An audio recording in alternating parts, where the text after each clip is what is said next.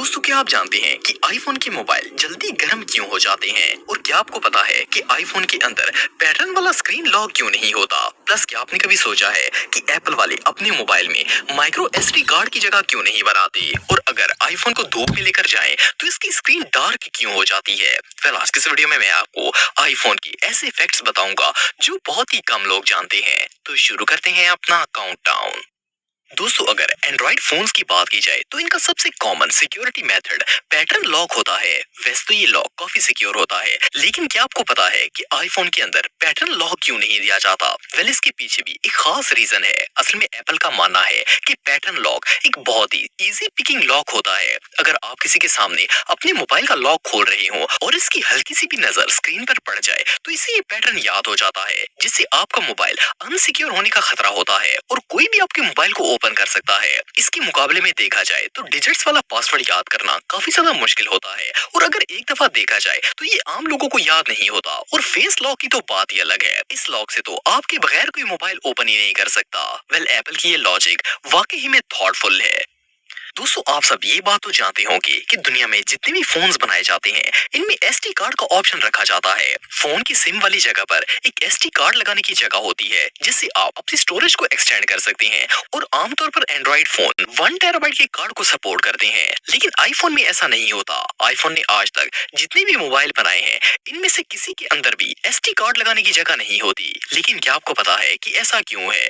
इसके पीछे एक बहुत ही लॉजिकल रीजन है, और ये सारा का सारा रेपुटेशन का मामला है। असल में एप्पल का मानना है कि एसडी कार्ड्स की वजह से फोन की परफॉर्मेंस काफी लो हो जाती है। लोग फोन के अंदर लो क्वालिटी के एसडी कार्ड्स डालते हैं, जिसकी वजह से इसकी परफॉर्मेंस लो भी हो जाती है और हैंग होने का भी खतरा होता है। अगर आईफोन में ये ऑप्शन दिया जाए और लोग लो क्वालिटी के कार्ड्स यूज करेंगे तो अगर फोन हैंग हुआ तो लोग कार्ड को नहीं बल्कि फोन को ब्लेम करेंगे और एप्पल की रेपुटेशन खराब होगी। इसके अलावा एसडी कार्ड में डाटा लॉस होने का भी खतरा होता है और ये करप्ट भी हो सकता है। जबकि अगर डाटा मोबाइल के अंदर मौजूद हो तो वो तब तक रहेगा जब तक आप इसे रिमूव नहीं करेंगे। इसीलिए आईफोन वाले कभी भी अपने मोबाइल के अंदर एसडी कार्ड नहीं लाएंगे। दोस्तों, अगर आप एक आईफोन यूजर हैं तो आप ये बात जानते होंगे कि ये मोबाइल बहुत जल्दी गर्म हो जाता है। हालांकि नॉर्मली एक अच्छे मोबाइल की क्वालिटी इसीलिए ठीक मानी जाती है कि वो जल्दी हीट अप ना हो। लेकिन क्या आपको पता है कि दुनिया का सबसे एक्सपेंसिव फोन होने के बावजूद भी आईफोन इतनी जल्दी हीट क्यों पकड़ लेता है?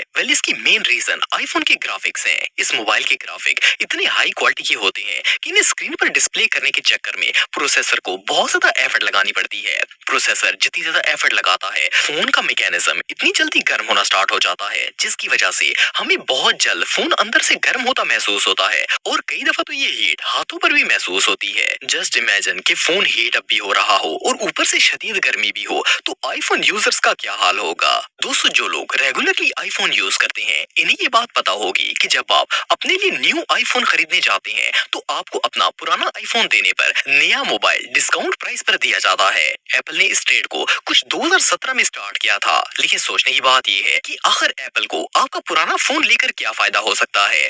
असल में आईफोन के एक्सपेंसिव होने की वजह से हर कोई इसे अफोर्ड नहीं कर पाता, जिससे इसकी सेल पर काफी ज्यादा असर पड़ता है। और अगर पुराने आईफोन के बदले थोड़े और पैसे देकर नया फोन लेने की बात की जाए तो बंदा किसी न किसी तरह इसे मैनेज कर ही लेता है। इस सर्विस से एप्पल को काफी ज्यादा फायदा हासिल हो जाता है।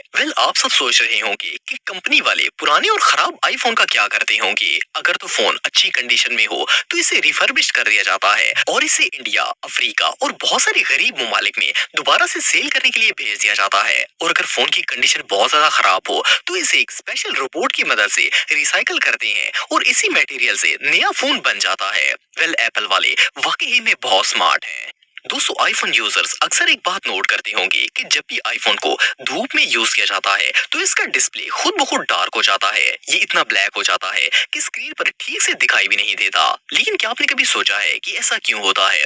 असल में आईफोन एक ऐसी डिवाइस है जो डायरेक्ट सनलाइट पड़ने पर बहुत ज्यादा गर्म होना शुरू हो जाती है। स्पेशली अगर आप सूरज की रोशनी में वीडियो कॉलिंग या गेम्स वगैरह खेलने की कोशिश करते हैं तो आपका फोन शदीद गर्म होने का खतरा होता है। और इसकी रीजन मैं आपको बता चुका हूँ कि फोन के गर्म होने होने की मेन रीजन प्रोसेसर होता है, क्योंकि इसे हाई क्वालिटी डिस्प्ले प्रोवाइड करने के लिए बहुत ज्यादा काम करना पड़ता है। सो इसीलिए धूप के अंदर आईफोन की स्क्रीन डल हो जाती है और प्रोसेसर को हाई क्वालिटी डिस्प्ले शो करने के लिए ज्यादा काम नहीं करना पड़ता और मोबाइल गर्म होने से बच जाता है।